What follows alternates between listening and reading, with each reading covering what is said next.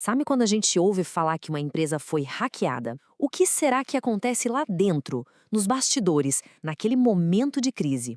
Hoje, a gente vai dar uma espiada nesse mundo e entender o passo a passo que transforma o caos de um ataque em uma defesa organizada.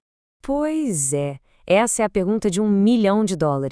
Porque a resposta para ela, ali no calor do momento, é o que separa as equipes que sobrevivem e aprendem daquelas que simplesmente apagam o incêndio e esperam o próximo. É a diferença entre pânico e processo. E basicamente existem esses dois caminhos, né? De um lado, o improviso, que é o puro caos. Cada um corre para um lado, decisões são tomadas sem pensar e o estrago só aumenta. Do outro lado, a gente tem um processo profissional. Respostas que já foram pensadas antes, que minimizam o impacto e, o mais importante, garantem que a equipe aprenda com o erro. Para a gente conseguir navegar nesse mundo, a primeira coisa é falar a mesma língua. Em cibersegurança, as palavras têm um peso e um significado bem específico. E entender a diferença entre elas é o primeiro passo. Beleza, vamos botar os pingos nos is. Um alerta é só uma fumaça, sabe? Um evento suspeito, tipo algumas tentativas de login que falharam. Pode não ser nada. Agora, quando a gente investiga e confirma que tem fogo mesmo, aí o alerta vira um incidente. É um ataque confirmado, acontecendo. E a crise?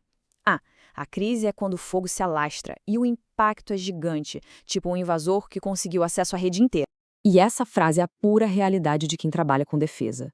A maior parte do tempo, o trabalho não é lutar contra o ataque em si, mas sim analisar milhares de alertas para descobrir quais deles são ameaças de verdade. É como procurar uma agulha no palheiro. Separar o que é só barulho do que é um problema real é a habilidade mais importante. Ok, mas como que as equipes que mandam bem fazem isso de forma organizada? Elas não tiram da cartola, elas usam um método. E um dos mais respeitados no mundo todo é esse aí, o NIST 800-61. Ele define um ciclo de resposta com 6 fases bem claras. E esse é o mapa da mina. É o ciclo de vida de uma defesa profissional.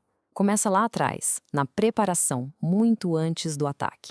Aí passa pela identificação e contenção da ameaça, depois vem a erradicação e a recuperação. E o mais importante de tudo, fecha com as lições aprendidas. Percebe que não é uma linha reta? É um ciclo, que se alimenta e melhora a cada volta. Vamos ver isso rodando na prática. Então, para ficar bem claro, vamos acompanhar um caso prático, um ataque de força bruta, um dos mais comuns, contra um servidor. A gente vai passar por cada fase daquele ciclo e ver exatamente o que uma equipe profissional faz em cada etapa.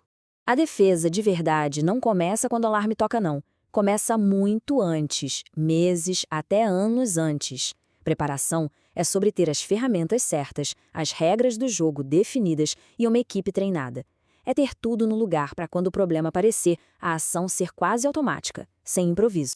No nosso cenário, a equipe já fez o tema de casa. Eles já têm uma regra clara sobre o que fazer e até scripts prontos para bloquear IPs maliciosos na hora. Eles não estão esperando a coisa acontecer para pensar numa solução. Pronto, o alarme disparou. Agora começa o trabalho de detetive. A fase de identificação é isso: mergulhar nos dados, nos logs e transformar aquele monte de alertas em uma confirmação clara. É ter a certeza de que sim, a gente está sob ataque. E bingo! Tá aí o sinal. O sistema de monitoramento acende uma luz vermelha. Um monte de tentativas de login falhando, tudo vindo do mesmo lugar, do mesmo IP. O alerta foi checado e, agora sim, é o oficial. Temos um incidente em andamento. Com a confirmação na mão, a prioridade muda completamente. É modo de emergência. A gente precisa estancar o sangramento agora. Contenção é sobre isso: limitar o estrago e impedir que o invasor consiga ir mais longe ou afetar outros sistemas. E a ação é imediata. O analista, usando aquele script que já estava pronto lá da fase 1, vai e pá! Bloqueia o IP do atacante direto no firewall. Na hora, o ataque de força bruta para. Isso é contenção eficaz. Ok, o ataque parou, mas a gente ainda não pode relaxar. Agora o foco muda. Não basta só apagar o fogo.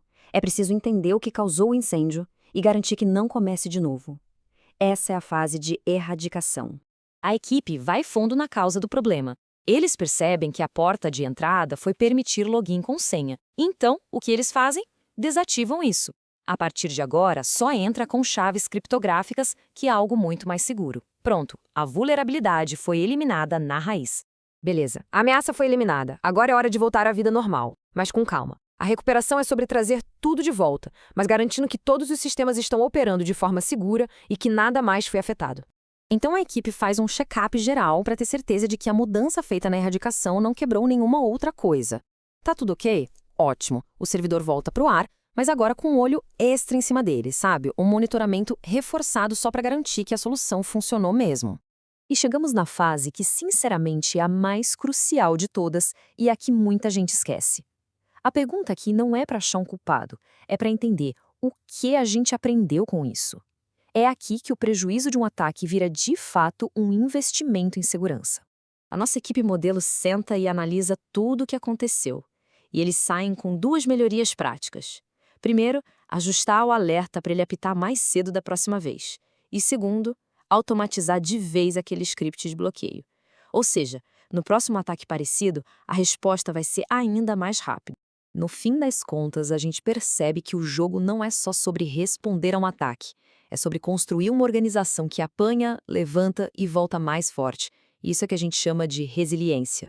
Essa frase aqui resume tudo.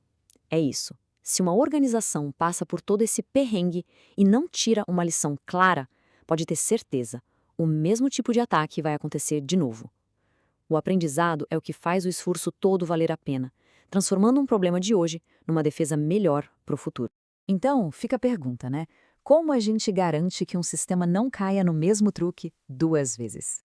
A resposta está exatamente no ciclo que a gente viu, um processo que não para nunca. Se preparar, agir e, o mais importante de tudo, aprender. Porque a defesa de amanhã é sempre construída com as cicatrizes e as lições de hoje.